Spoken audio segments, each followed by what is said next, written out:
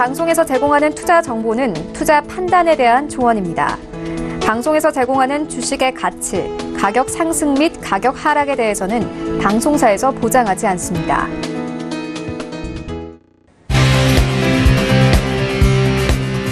슈퍼스탁 발굴 프로젝트 글로벌 슈퍼스탁의 김민아입니다. 다사다난했던 지난주 한 주가 훌쩍 지나고 새로운 한 주가 찾아왔습니다. 이번 주에는 주요국들의 경제 지표들의 발표가 예정되어 있는데요. 지금은 뚜렷한 모멘텀이 없는 때라서 이 경제 지표들이 시장의 기준점이 되어줄 수가 있습니다. 이번 주도 글로벌 슈퍼스탁과 함께 하시면서 글로벌 세계로, 투자의 세계로 빠져보시죠. 저희 방송은요, 서영지TV 홈페이지 그리고 톡스타 홈페이지를 통해서 함께 하실 수가 있습니다. cntv.co.kr, 톡스타.co.kr을 통해서 접속해 보시기 바랍니다. 참고로 본 방송에서 제공하고 있는 정보는 투자 판단에 대한 조언일 뿐 주식의 가치나 수익률을 보장하고 있지 않습니다. 저희 서영지TV는 자본시장법을 준수하여 일대일 투자 상담, 유사수신행위, 무인가 영업행위, 불법 대여 정보 및 가입 권유 등 모든 불법 사항들 엄중하게 금지하고 있습니다. 네, 출발하기 이전에 시장 상황부터 체크합니다. 먼저 국내 증시로 가보도록 하겠습니다. 지난주 금요일장 양지수는 모두 혼조세로 막을 내렸습니다. 조금 아쉬웠던 부분은 코스피 시장에서 기관 5거래 연속으로 팔자세를 이어갔던 부분인데요. 오늘장은 하락 출발하고 있습니다. 현재는 0.36%대 빠지면서 2078포인트 지나가고 있습니다. 수급 동향과 함께 체크해보도록 하겠습니다. 오늘장 코스피에서는요, 기관과 외국인의 동반 매도가 나오고 있습니다. 이로써 외국인은 3거래일 만에 매도세로 전환했고요. 개인은 나홀로 400억 원대 매수 중입니다. 이어서 코스닥 지수로 함께 체크해보도록 하겠습니다. 현재 코스닥은 1% 넘는 하락 중입니다. 1.24%대 빠지고 있고요. 678포인트 지나가고 있습니다. 수급 병행도 함께 체크해보도록 하겠습니다.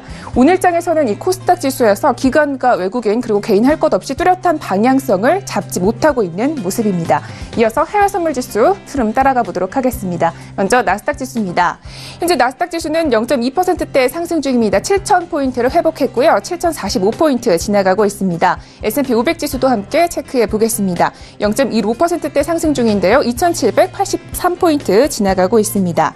이어서 달러 인덱스입니다. 지난주에 끝난 FOMC에서 금리 인상 기조가 확인됐고요. 이는 달러를 상승으로 이끄는 요인입니다. 현재는 97포인트까지 올라왔습니다. 이어서 골드 선물 지수 보도록 하겠습니다. 현재는 0.17%대 상승 중인데요. 1,210달러에서 거래 중입니다. 마지막으로 크루드 오일입니다. 최근 글로벌 경제가 둔화되고 있어 국제 유가에 대한 수요 역시 함께 하락할 거란 전망이 나오고 있습니다. 때문에 약세를 이어가는데요. 현재는 60.72달러에서 거래 중입니다. 이어서 중국 시장으로 가보도록 하겠습니다. 지난주 금요일장 마감장에 대해서 알려드립니다. 상해종합지수는 5거래일 연속으로 지난주 하락을 하고 있었는데요. 금요일장은 개파락으로 하락했습니다. 1.39%대 하락했고요. 2,598포인트에서 마쳤습니다. 항생지수의 하락폭은 더욱더 컸습니다. 2% 넘게 하락했는데요. 2.39%대 하락하면서 25,601포인트에서 마쳤습니다. 이어서 9시 기준으로 암호화폐 시세 확인하겠습니다.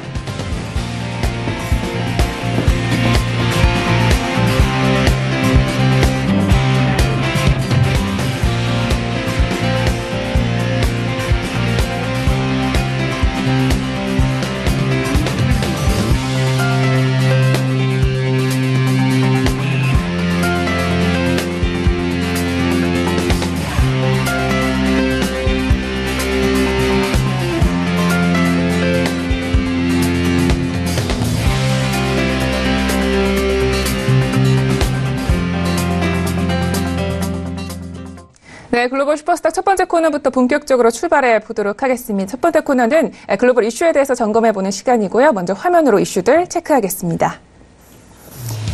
첫 번째 글로벌 이슈입니다. 지난 9일 워싱턴에서 미국과 중국의 외교안보 책임자들이 한자리에 모였습니다. 양국을 둘러싼 주요 현안들에 대해 논의하기 위함인데요. 양국 책임자들은 이번 대화를 통해 어떤 결과를 낳았는지 잠시 후에 자세히 알아봅니다. 두 번째 글로벌 이슈입니다. 국제유가가 10거래일 연속 하락세를 보이고 있습니다. 이는 34년 만에 최장기 하락세로 나타났는데요. 국제유가가 계속해서 추락하는 이유와 향후 움직임에 대해서 분석해보는 시간 마련했습니다. 네, 본격적으로 글로벌 이슈에 대해서 자세하게 이야기를 나눠보도록 하겠습니다. 오늘은요, 월요일장 책임지시고 계시는 김은수 멘토님과 함께합니다. 네, 멘토님 안녕하세요. 네, 안녕하세요. 네, 반갑습니다. 자, 첫 번째 이슈부터 함께 이야기를 나눠보도록 하겠습니다. 이 9일에요. 미중 외교안보 대화가 열렸다고 합니다. 외교 안보 분야에서 양국의 최고의 당국자들이 한자리에 모였다고 하는데요. 구체적으로 어떤 이야기가 오갔는지 먼저 말씀 들어볼게요. 네, 지금 미국과 중국의 외교안보 책임자들이 9일 워싱턴에서 주요 현안을 논의했습니다. 이 도널드 트럼프 행정부 출범 이후에 양국은 지난해 6월이죠. 이 워싱턴에서 첫 외교안보 대회를 개최했는데요. 1년 반 만에 다시 고위급 대표들이 머리를 맞대게 된 겁니다. 미국에서는 이 마이크 폼페오 국무장관과 짐 매티스 국방장관이 나섰고요. 이 중국 쪽에서는 양제츠 외교 담당 정치국원과 이 웨이핑어 국방부장이 참석을 했습니다.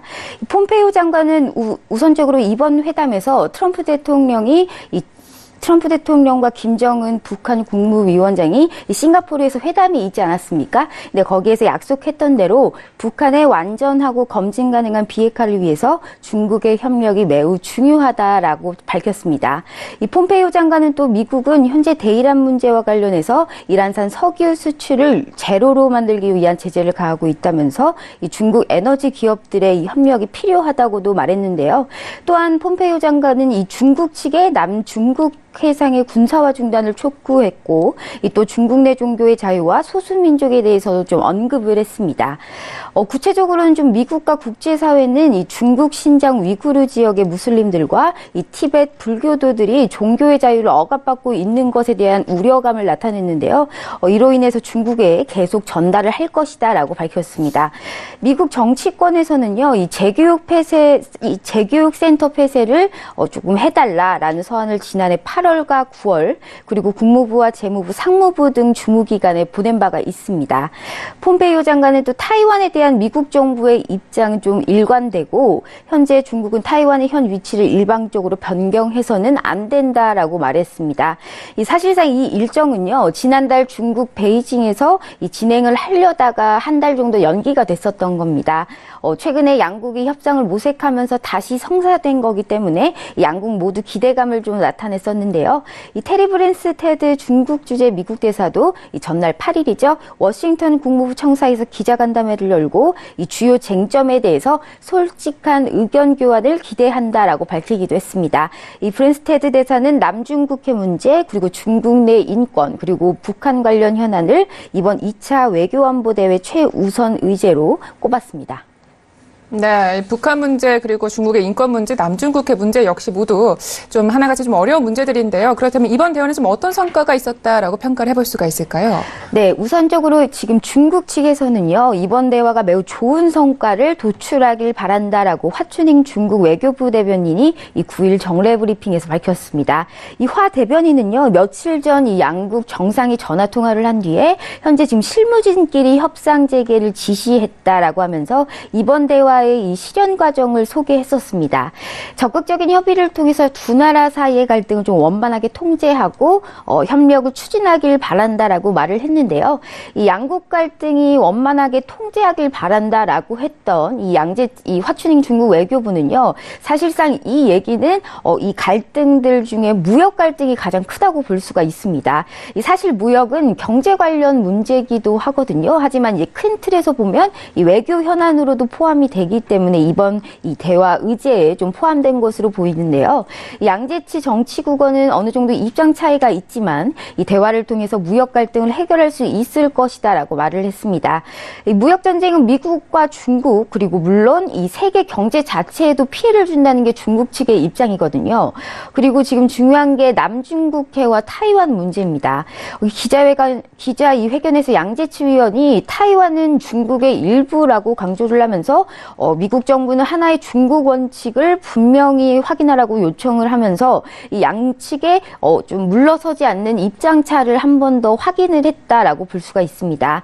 사실상 이번 대화가 있기 전에 그 앵커님께서 말씀하신 것처럼 워낙에 어려운 문제들입니다. 이런 어려운 쟁점들이기 때문에 딱 떨어지는 결론이 날 것이다라고 예상을 하지는 않았습니다. 그렇기 때문에 이제 어느 정도의 예상만큼의 대화가 이루어졌다라고 볼 수가 있고요. 또 조만간 일단 두 나라의 정상들이 만나기로 예정이 되어 있기 때문에 이 주요 현안을 우선적으로 정리하는 그런 일정이었다라고 생각하시면 좀 쉬울 것 같습니다. 두 정상은 이달 말 아르헨티나에서 열리는 주요 20개국 G20 정상회의 기간 중에요. 이 별도 회담이 있을 예정입니다. 네, 알겠습니다. 이렇게 해서 첫 번째 이슈는 여기까지 분석을 들어보도록 하겠습니다. 다음 이슈에 대해서 이야기를 나눠보겠습니다. 국제유가와 관련된 이야기인데요. 현재 국제유가가 10거래일 연속으로 계속적으로 하락하고 있습니다. 앞으로 좀 향후 방향에 어떻게 생각하시나요? 네, 지금 국제유가를 보시면요. 지금 전일장 1.6% 떨어지면서 60.67달러에 마감을 했습니다. 미국이 이란 원유 수출 차단을 위해서 대이란 제재를 보고 난 이후에도 좀 하락세가 지속되면서 약세장에 진입을 했는데요. 지난달 76.90까지 올랐었던 유가가요. 지금 현재 지금 60.67달러에 마감을 하면서 이 고점 대비 20.5%나 하락세를 보인 겁니다. 이게 미국의 이란 원유 제재에도 국제유가가 하락한 것은요. 이 미국 원유 재고의 증가와 그다음에 원유 수요 감소에 대한 우려감 그리고 최대 산유국 중에 하나죠. 이 사우디아라비아와 러시아가 원유 생산을 늘려온 영향 때문입니다. 한마디로 이 수급, 즉 수요와 공급이 잘 어울리지 않았다는 말인데요. 이로 인해서 지금 미국의 대이란 원유 제재는 이 지난 5일이었죠. 제재 시행을 앞두고 국제유가를 끌어올리는 요인으로도 좀 작용을 하긴 했습니다. 하지만 지금 미국이 한국을 포함 8개국에 대해서 한시적으로 이 이란의 이 원유를 좀 제재 예외를 허용하겠다라는 이 보도가 나오면서 유가는 좀 다시금 하락세를 보였었는데요. 앞에서 제가 말씀을 드린 것처럼요. 지금 오펙 산유국들, 즉 사우디아라비아와 러시아 등의 이 산유국들이 공급 증가가 이어지고 있다는 점에서 이 지금 조금 뭐랄까요? 앞으로의 이 하락 요인이었었는데 그로 인해서 지금 이번 주 주말에 오펙 장관 회담이 어느 때보다 굉장히 중요한 시기입니다. 그렇기 때문에 이 내용에 따라서 국제 유가의 방향성이 결정될 것으로 보이기 때문인데요. 하지만 중장기적으로 봤을 때 이 국제 유가 하락이 단기적인 측면에서는 재고 평가 손실로 인해서 악영향을 좀 미칠 수는 있지만 그동안 사실 유가가 너무 높았습니다. 그렇기 때문에 이 원유 수요에 부담이 됐었던 게 사실이거든요. 이 수요 측면에서 보면 유가가 지금처럼 좀 빠져주는 것도 좀 나쁘지는 않다라고 저는 이렇게 보고 있고요. 또한 지금 이제 추운 겨울이 다가오지 않습니까? 그렇기 때문에 이 계절적인 성수기라고 할 수가 있죠. 이 계절적인 성수기를 감안했을 때 향후 국제유가는 지금보다 더욱더 크게 하락을 하거나 이러지는 않을 전망입니다. 현재 유가 약세가 그만큼 좀 크게 우려할 만한 상황은 아니다라고 말씀을 드리는 거고요. 자세한 이 유가에 대한 이 매매 전략은 이 매매 가이드 시간에서 말씀드리도록 하겠습니다. 네, 알겠습니다. 오펙 장관 회의에 따라서 이 공급에 대한 계획도 저희가 예측을 해봐야 될 것 같습니다. 자, 이제 저희 주요 일정에 대해서 알아볼 시간인데요. 월요일마다 또 주요 일정에 대해서 체크를 해주시고 계십니다. 이번 주는 어떤 것들을 보면 좋을까요? 네, 이번 주도 주요 일정과 지표가 상당히 많습니다. 지금 저번 주 미국 증시가 2016년이었죠. 지난 대선과 같은 이변이 발생하지 않은 이 중간 선거의 결과가 있었죠. 그로 인해서 좀 어느 정도의 이 안도감 그리고 내년 인프라 투자 활성화에 대한 기대감 등으로 이 상승세를 조금 보였는데요. 이 주 후반에 FOMC 이후에 좀 국채금리 급등 부담으로 이 상승폭을 조금 축소한 모습은 보였었습니다. 그로 인해서 지금 이번 주 증시는요, 미중 무역 협상의 이 진행 과정과 그리고 미국 시장 금리 상승세 지속 여부 등에 대해서 좀 영향을 받을 것으로 보입니다. 또한 지금 물가 상승폭이 확대가 되고 있는 가운데 지금 소비 심리 호조와 또 지금 쇼핑 시즌이 이제 다가오지 않습니까? 그로 인해서 그러한 준비로 인해서 산업과 소비 지표는 좀 양호한 흐름을 이어갈 것이다라고 전망을 하고 있습니다.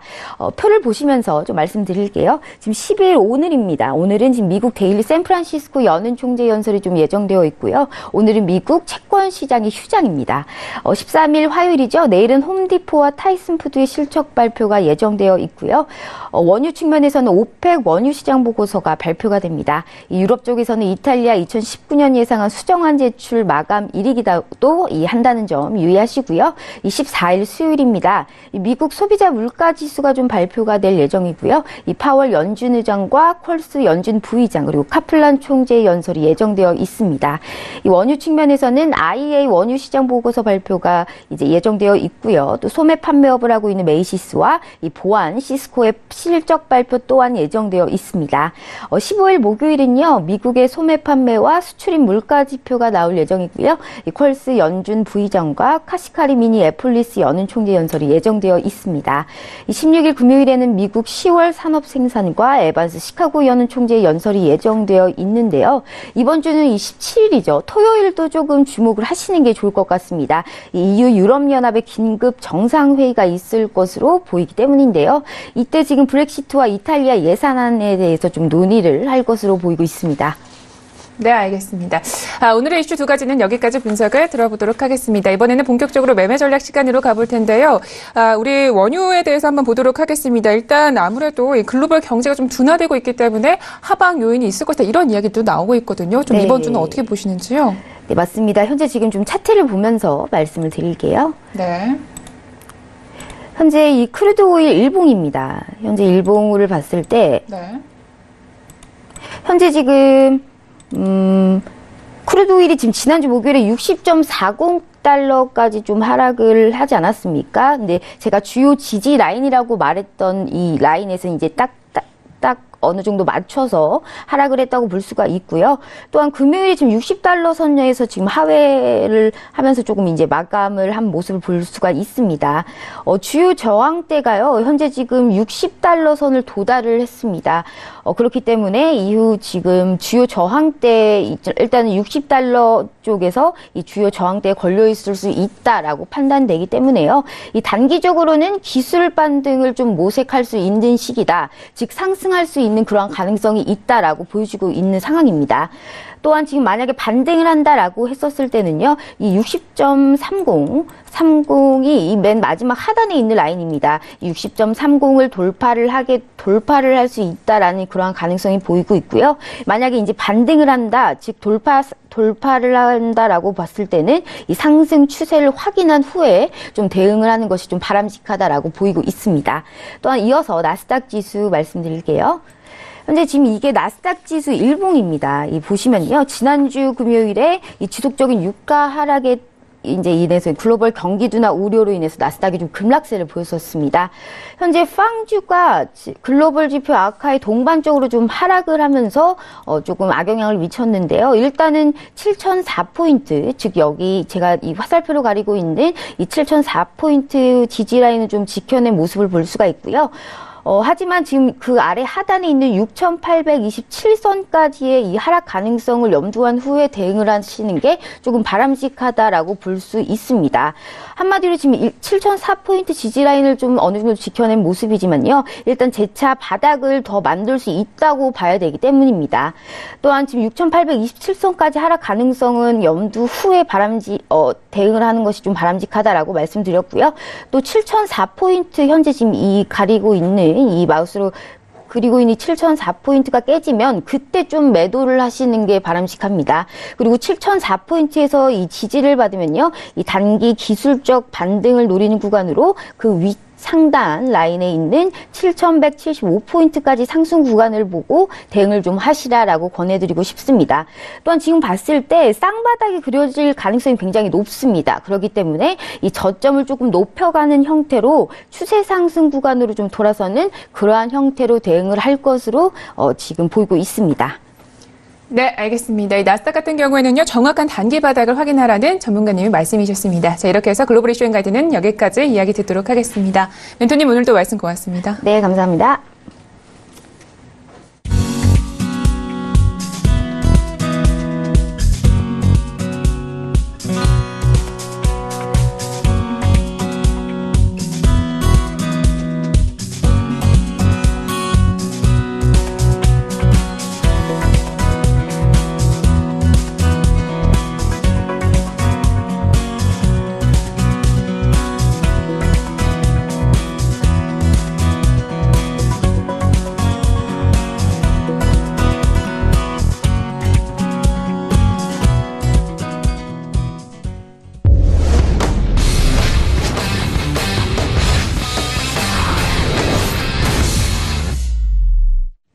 차이나 이슈 앤 가이드 시작합니다. 상해종합지수와 항생지수는 지난 10월 저점을 확인하고 꾸준히 올라줬는데요. 지난주 금요일장이 좀 심상치가 않은 것 같습니다. 우리 전문가님과 함께 주요 이슈 통해서 시장을 전망해 보겠습니다. 첫 번째 차이나 이슈입니다. 바로 어제 중국 광군제가 열렸는데요. 알리바바는 단 2분 만에 1조가 훌쩍 넘는 판매 기록을 보이면서 그 저력을 다시 한번 실감케 했습니다. 10주년을 맞은 중국 광군제의 모든 것 잠시 후에 알아보시죠. 두 번째 차이나 이슈입니다. 중국 생산자 물가지수가 계속해서 부진을 면치 못하고 있습니다. 이에 중국 정부 당국은 갖가지 부양책을 마련해보지만 그 효과는 영 시원찮은데요. 좀 더 자세한 소식 두 번째 차이나 이슈에서 확인해보겠습니다. 네, 오늘의 차이나 이슈에 대해서 조금 더 자세하게 이야기를 나눠보도록 하겠습니다. 오늘은요, 김정철 본부장님과 함께합니다. 네, 본부장님 안녕하세요. 네, 안녕하십니까. 네, 반갑습니다. 자, 이슈 확인하기 이전에요. 저희 마감장에 대해서 알아보면 좋겠는데 지난주 금요일장 좀 상당히 큰 폭으로 떨어졌습니다. 네, 일단 뭐 많이 하락은 했는데 하락하는 상황이 이제 어차피 뭐 하락할 걸 우리가 다 예상하고 있었기 때문에 뭐 이제 최근에 증시가 안 좋은 거는 이제 어쩔 수 없는 사실이고요. 근데 이 하락한 주요 원인이 뭔가를 좀 우리가 찾아보면은 사실 이제 FOMC 미국 FOMC 뭐 결과 이후에 뭐 시장이 뭐 좋지 않은 영향을 받은 건 사실이고요. 근데 그거보다도 이제 달러가 강세가 되면서 위안화가 이제 한동안 위안화가 절상, 그러니까 위안화 강세를 보였다가 달러가 강세가 다시 펴져지면서 위안화가 급격하게 좀 하락한 모습을 좀 보였습니다. 지금 달러당 위안화가 6.85 정도 강세를 보였다가 6.85까지 강세를 보였다가 다시 6.94까지 급등했거든요. 그다음 달러당 7위안 구간이 다시 들어오는 게 아니냐라는 이제 그런 예상 때문에 좀 정확하게 좀 하락했다고 보시면 좋을 것 같고요. 그리고 지금 시진핑 주석이 이제 상하이에서 일고 있는 수입 박람회에서 이제 얘기를 많이 했었죠. 근데 도움되는 얘기를 안 하는 것 같아요. 자꾸 시장을 깨트리는 얘기만 하고 있는데 우리 이제 상하이에서 첨단 기업한 지수를 만들겠다. 증시 거래소를 만들어서 진행하겠다라는 얘기 때문에 이게 오히려 첨단 기업들한테 도움을 주는 게 아니라 지금 선전 증시에 있는 창업한 지수. 창업한 지수는 갑자기 웬 den설을 맞았습니다. 자기네 있는데 상하이에 또 만든다고 하니까 또 갑자기 이것 때문에 급락을 했죠. 창업한 지수가. 그래서 이제 제가 봤을 때는, 시진핑 주석이 좀 입을 좀 다물어야 좀 전체적으로 좀 좋은 상황이 나오지 않을까 싶은데 자꾸 이상한 말을 하고 다니니까 시장이 별로 안 좋은 분위기를 좀 계속 고조시키고 있고요. 그러면서 이제 금융주들이 좀 많이 하락을 했고, 거기에 대비해서 이제, 홍콩 증시도 연동해서 같이 좀 하락을 했는데, 홍콩 증시 항생 지수가 좀 많이 밀렸어요. 많이 밀렸는데 단기간에 급등세를 보여서 좀 안정화되나 싶었는데 다시 또 급락을 하면서 지금 현재 갭을 아마 다 메우지 않을까라는 생각은 좀 하고 있는데요. 그래서 한 25,400까지는 밀릴 거로 보고 있고요. 상해 종합 증시도 오늘 일단 하락은 뭐 분명한데 일단 2,500포인트를 좀 지켜주느냐 이 부분을 좀 우리가 좀 관심 있게 좀 보시면 좋을 것 같습니다.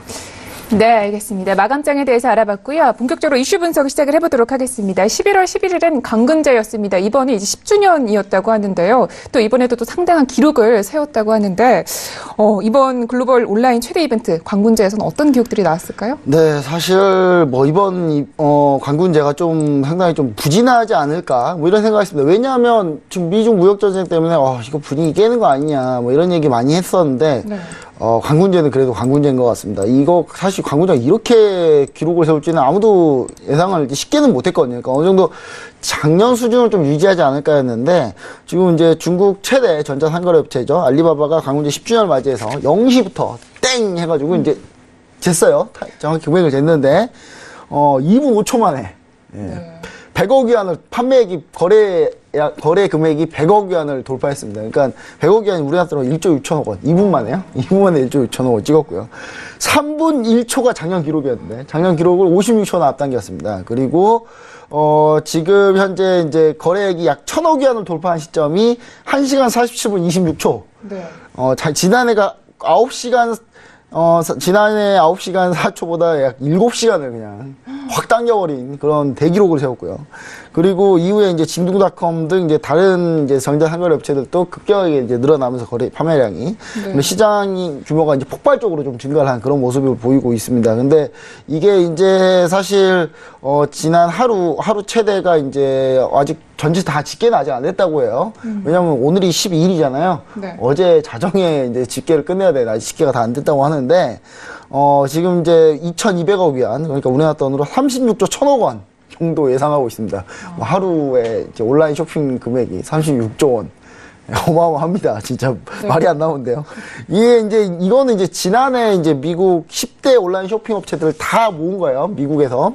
블랙 프라이데이가 이제 올해 11월 말에 있죠. 작년 블랙 프라이데이 때 미국 10대 온라인 업체들이 이제 기록한 일 매출액보다 지금 이제 광군제 하루 기록 매출이 약 6배 정도.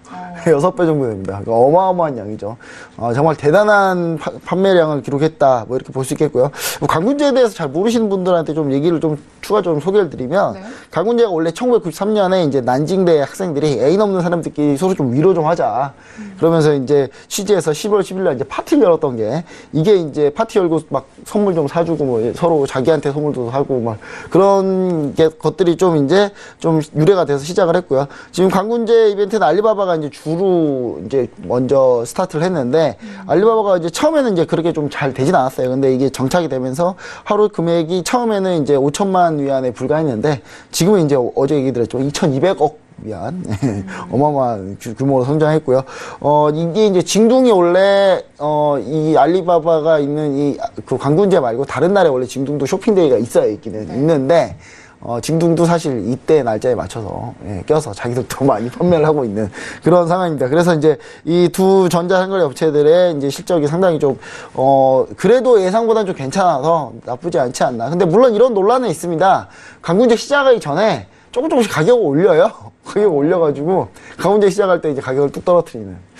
이게 가격 할인이 별로 안 되지 않냐라고 하긴 하지만 그래도 중국 사람들은 축제니까요. 이런 부분들을 우리가 좀 우리나라 좀 판매량이 얼마나 되는지는 좀 이따 제가 얘기 드리겠습니다만은 뭐 나쁘진 않았다. 뭐 이렇게 좀 얘기 좀 드리고 싶습니다.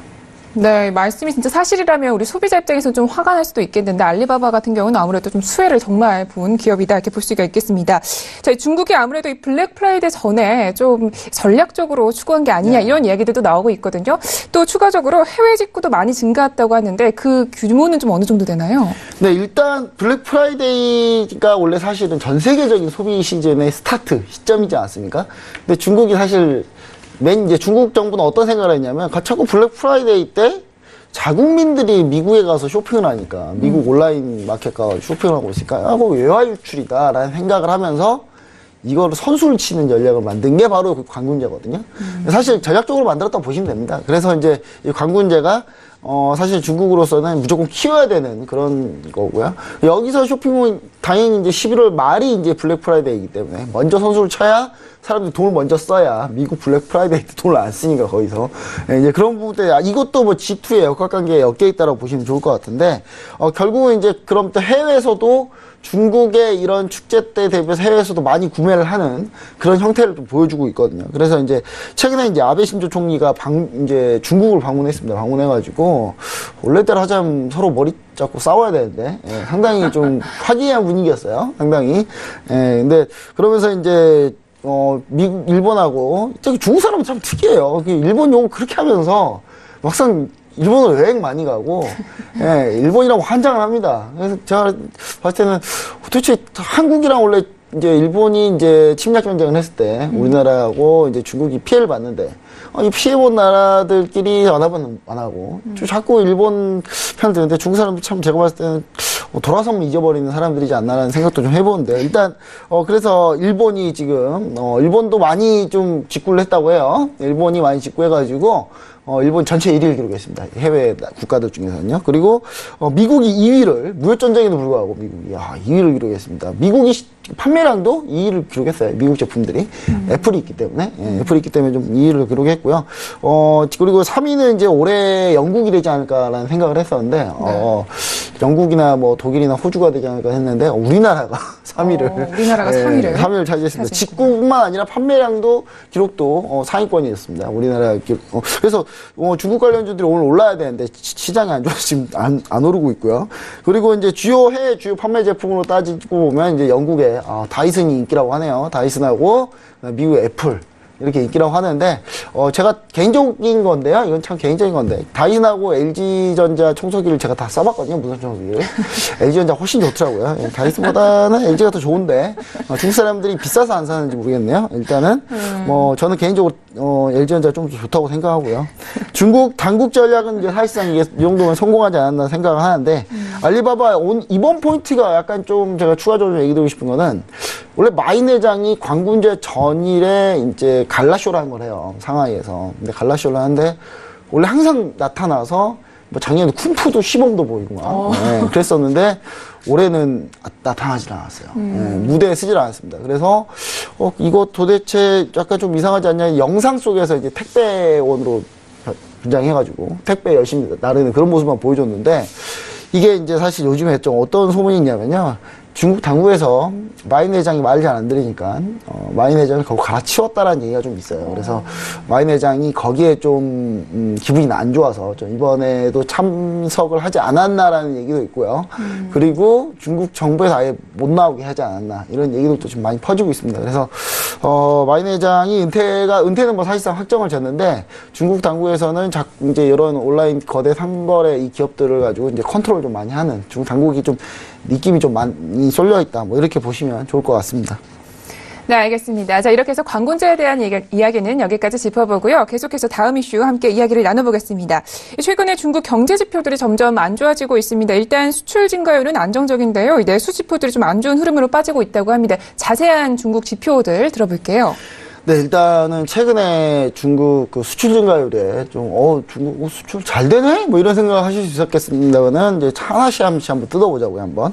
자, 10월 중국 소비자 물가 상승률이 지난달하고 약간 비슷하게 유지됐습니다. 일단, 물가가 오르는 게 무조건 좋은 건 아닙니다. 다만, 그 우상향하면서 꾸준히 우상향 전진적으로 증가하는 건 상당히 좋은 추세거든요. 좋은 추세인데 이게 증가세가 꺾였다 이렇게 보시면 좋을 것 같고 CPI죠. 소비자 물가 지수가 전년 동기에 비해서 2.5% 상승했는데 이게 전월치하고 똑같은 수치입니다. 계속 상승 곡선을 그리고 있다가 똑같은 수치를 유지했고요. 4개월 연속 이제 2%대를 유지를 하긴 했는데 상승 흐름에 좀 제동이 걸렸다 이렇게 보시면 좋을 것 같고요. 네. 생산자 물가 지수는 반대로 좀 부진해요. 부진해가지고 3% 이하를 크게 하회하고 있습니다. 2.1% 뭐 이렇게 지금 나오고 있거든요. 그러면서 이게 생산자 물가 지수가 결국은 또 소비자 물가 지수에 시차를 두고 반영이 되기 때문에 결론적으로 소비자 물가 지수가 꺾일 가능성이 좀 높지 않냐. 이렇게 점진적으로 소비자 물가 지수가 조금씩 올라줘야 되는데 이분이 꺾인다는 건 분명히 중국 증시의 둔화를 좀 얘기하는 거고요.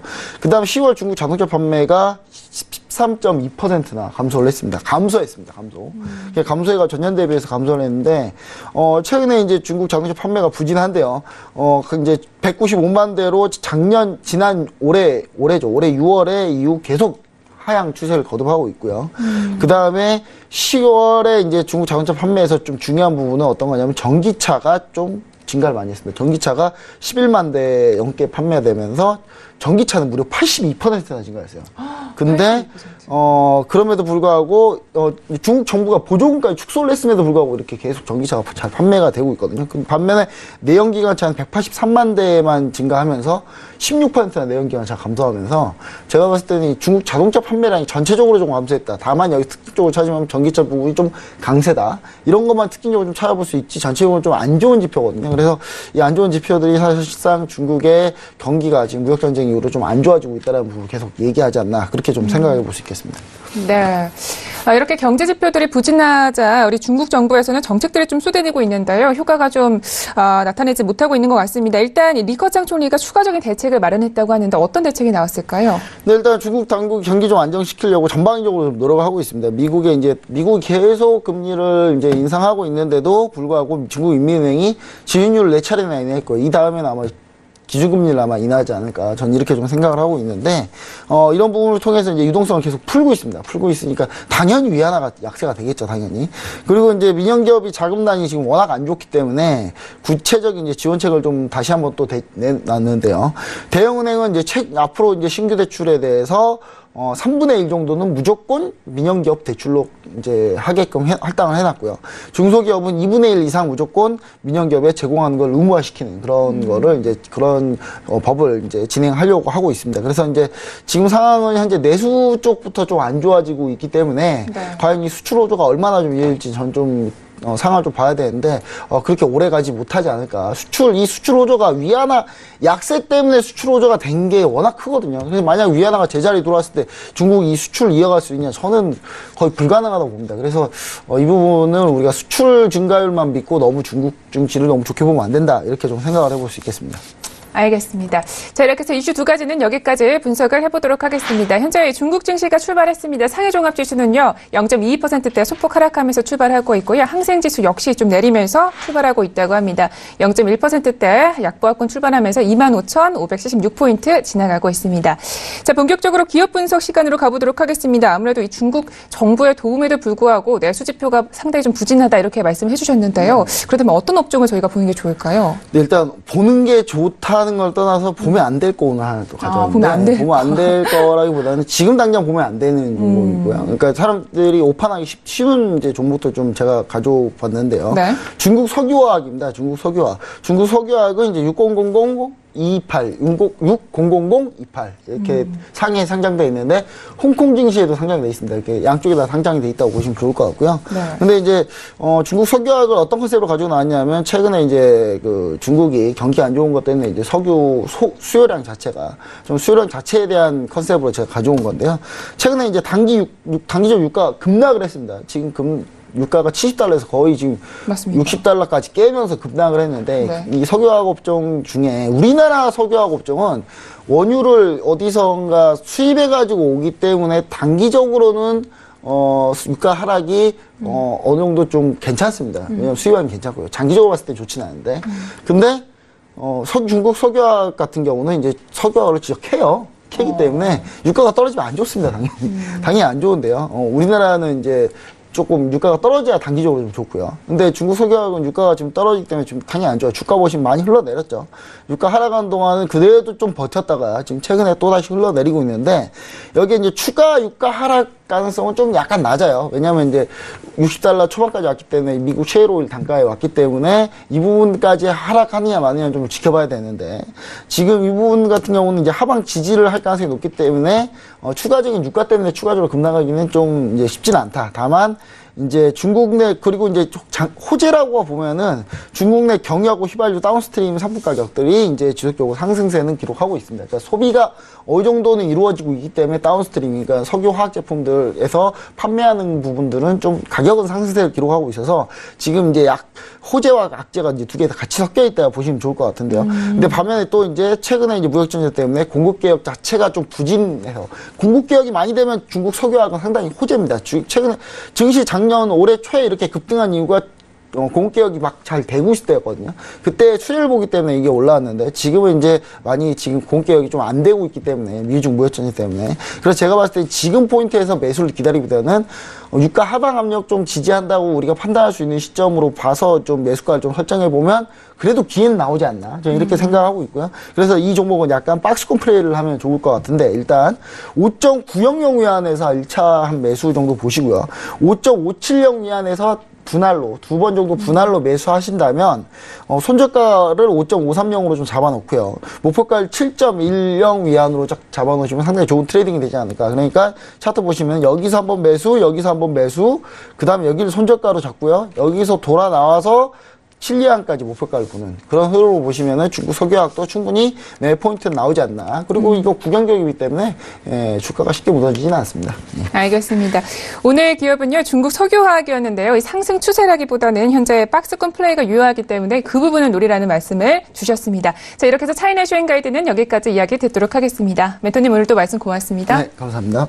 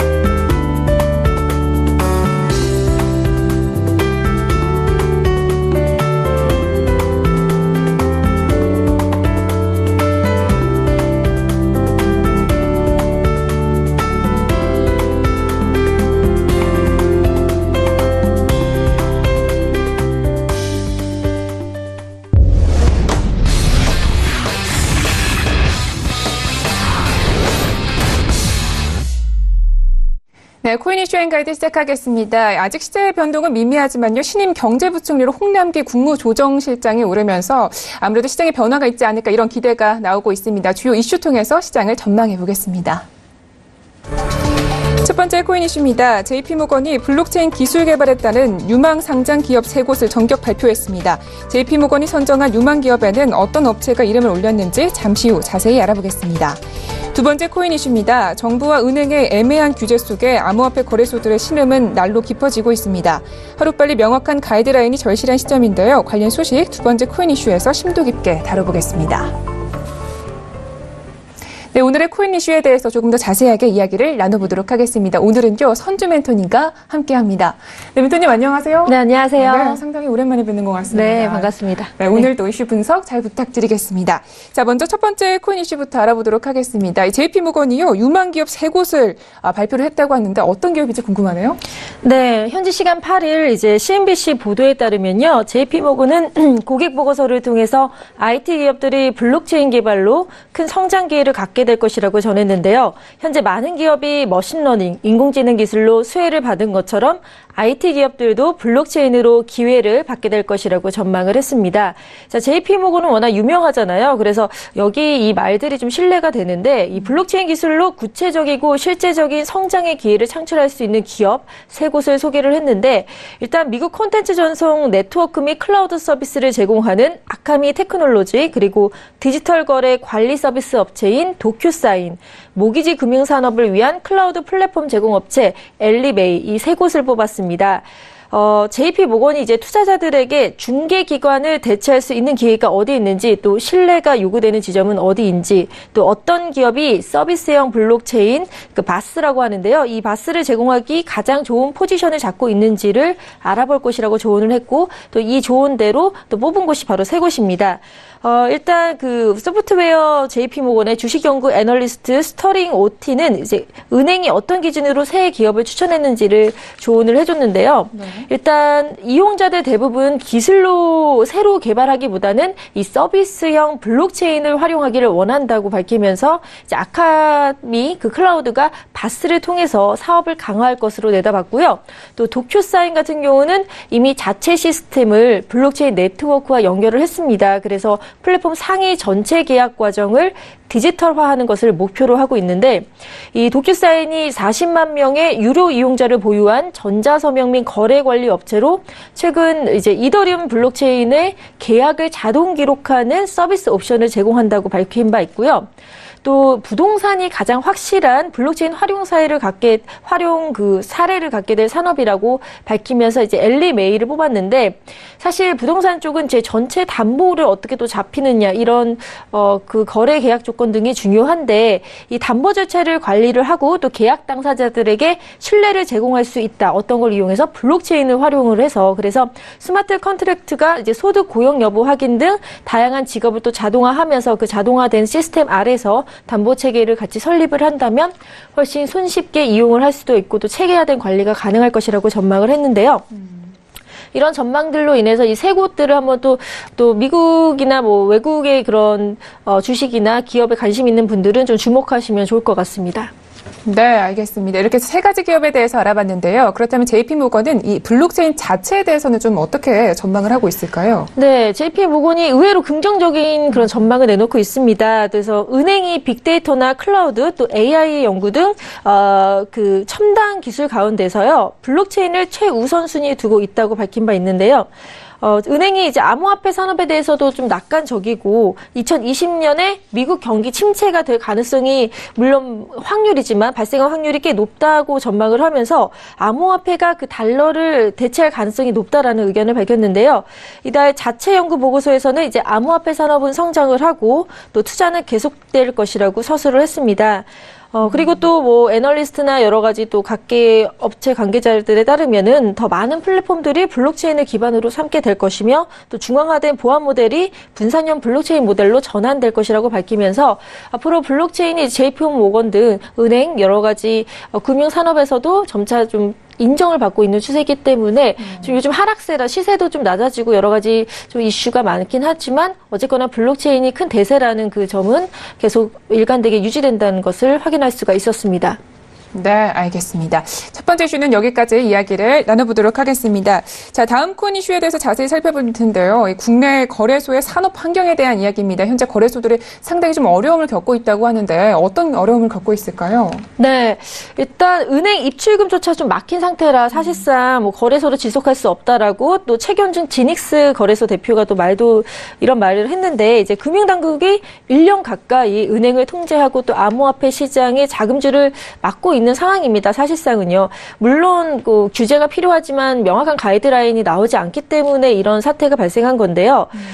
당국이 지금 계속해서 뭐 연말 되면은 여러 가지 이제 가이드라인을 내놓을 것이라는 전망은 있지만 아직까지 암호화폐 거래소에 대한 명확한 규제를 미루는 상황에서 어떤 거래소들도 이게 불법인지 합법인지에 대해서 애매모호한 기준으로 운영이 되고 있습니다. 하지만 투자자들의 돈은 계속 들어가고 있죠. 여러 가지 이제 좀 어려움이 있는데 특히 이제 대표적인 사례가 지난달 29일이었습니다. 암호화폐 거래소 코인이즈가 NH농협은행을 상대로 입금 정지 조치 가처분 신청에 대해서 법원이 거래소의 손을 들어줬는데요. 이제 농협은행이 지난 8월에 코인이즈가 실명 확인 계좌가 아닌 법인 계좌를 통해서 거래소를 운영했다는 사실을 근거로 거래소와의 거래 중단을 통보를 했고 또 코인이즈는 이에 대해서 부당한 행위라면서 소송을 진행을 했는데 결국 이 서울중앙지법 제50민 민사부에서는 이제 농협 측의 계약 위반이라는 거래소의 손을 들어줬습니다. 그런데 이게 코인이즈만이 겪는 문제가 아니라요. 전체 거래소의 문제라는 목소리가 높아지고 있는데 지난 1월 31일이었죠. 이제 실명 확인 입출금 계정 서비스가 도입된 이후에 은행들이 암호화폐 거래소에 대한 가상계좌 서비스의 제공을 사실상 중단을 했습니다. 그래서 많은 투자자들이 불편을 겪고 있고 현재도 지금 겪고 있는데요. 기존에 가상계좌를 제공하던 기업은행이나 농협 또 신한은행만은 4개의 대형 거래소인 또 빗썸, 업비트, 코인원, 코빗에 대한 실명 확인 계좌를 제공을 하고 있습니다. 현재. 하지만 이제 실명 거래 시스템은 갖추고는 있지만 거래소에 가상계좌를 제공하지 있지 않던 국민은행, 하나은행, 그리고 광주은행 등 또 여러 은행들의 엮인 그 거래소들은 문을 열지 못하고 있는 상황인데요. 그래서 최종구 금융위원장이 이제 거래소에 가상계좌를 제공하는 은행에 대해서 문제가 있다면 그것을 토대로 은행에 대한 일부 영업을 중단시키겠다는 또 엄포를 내놓기 때문에 은행들도 나름의 고충을 겪고 한마디로 이런 찍힐까봐 쉽사리 거래소와의 그런 협업 관계를 좀 못하고 있는 상황입니다. 그래서 뭐 시중은행의 한 관계자는 암호화폐 거래 관련 기업들이 많은 지점들은 오히려 실적이 높고 그렇기 때문에 해당 지점에서 조언은 한다. 하지만 그 4개 거래소 아까 말씀드린 뭐 빗썸, 업비트, 코인원, 코빗에 대한 그 4개 거래소를 제외한 업체들이 가이드라인에 명시된 기준을 지키지 못하고 있기 때문에 금융당국의 눈밖에 날까봐 몸을 사릴 수밖에 없다라는 입장을 밝혔습니다. 그래서 이것은 뭐 은행만의 탓이 아니라 당국에서 가이드라인을 제공하고 또 은행과의 빠른 협업을 통해서 거래소가 오히려 그 안에 제도권 안에 있기 때문에 더 보호를 받을 수 있기 때문에 이런 것들을 좀 중점적으로 연구를 해봐야 될 것 같습니다. 네, 알겠습니다. 그렇다면 이번 법원의 이 코인이즈 판결이 좀 앞으로 거래소들에게 좀 어떤 영향을 좀 미치게 될까요? 네, 뭐 법원의 코인이즈 판결 같은 경우 금융위 관계자의 말에 따르면요, 판결이 가상화폐, 암호화폐 관련 가이드라인의 법적 효력 자체에 대해서 명시적으로 판단한 것은 없다라고 밝혔습니다. 그래서 제재는 이제 은행 자율에 맡긴 것이 지금 현실이고 농업 같은 경우는 이제 지난해 DFS 벌금에 부과받은 사실 등을 우려해서 이런 상황을 만들었는데. 미국 뉴욕 금융청 DFS가 농협은행 뉴욕 지점에 대해서 자금 세탁 방지 관련 내부 통제 기준을 제대로 이행하지 않고 컴플라이언스 시스템을 미비하다는 이유로 과태료 1,100만 달러, 즉 19억 정도를 이제 부과를 했는데요. 이런 사태가 발생했기 때문에 농협도 좀 몸을 사리고 이런 좀 이슈가 발생하지 않았나라는 생각이 듭니다. 어쨌거나 암호화폐 취업업소가 자금 세탁 방지 의무라든지 고객 보호를 위한 내부 통제 절차를 갖췄다면 은행이 거래소에 가상계좌 서비스를 제공하는데 아무런 제한이 없는데 이런 것들을 거래소들이 지켜주지 않기 때문이라는 또 의견도 있기 때문에 거래소도 자체 기준을 강화하고 또 은행이나 이런 것도 이제 정부가 좀 어느 정도 개입을 해서 빨리 올해 안에는 정비를 해야 되지 않을까라는 생각이 듭니다. 네, 알겠습니다. 이 거래 가이드라인이 좀 하루빨리 시급한 모양인 것 같습니다. 자, 이렇게 해서 코인 이슈 앤 가이드는 여기까지 이야기 듣도록 하겠습니다. 네, 멘토님 오늘도 말씀 고맙습니다. 네, 감사합니다. 네, 오늘도 저희 글로벌 슈퍼스탁은 해외 선물과 중국 주식 그리고 암호화폐까지 전 세계를 대상으로 유망 투자 종목 발굴하기 위해서 열심히 달려왔습니다. 참고로 본 방송에서 제공하고 있는 정보는 투자 판단에 대한 조언일 뿐 주식의 가치나 수익률을 보장하고 있지 않습니다. 저희 서울증자TV는 자본시장법을 준수하여 일대일 투자 상담, 유사 주식행위, 무인가 영업행위, 불법 대여의 정보 및 가입 권유 등 모든 불법 사항들 엄중하게 금지하고 있습니다.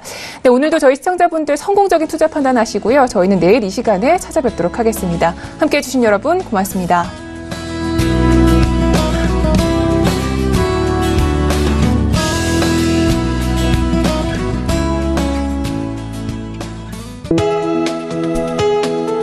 본 방송에서 제공하는 투자 정보는 투자 판단에 대한 조언입니다. 방송에서 제공하는 주식의 가치, 가격 상승 및 가격 하락에 대해서는 방송사에서 보장하지 않습니다.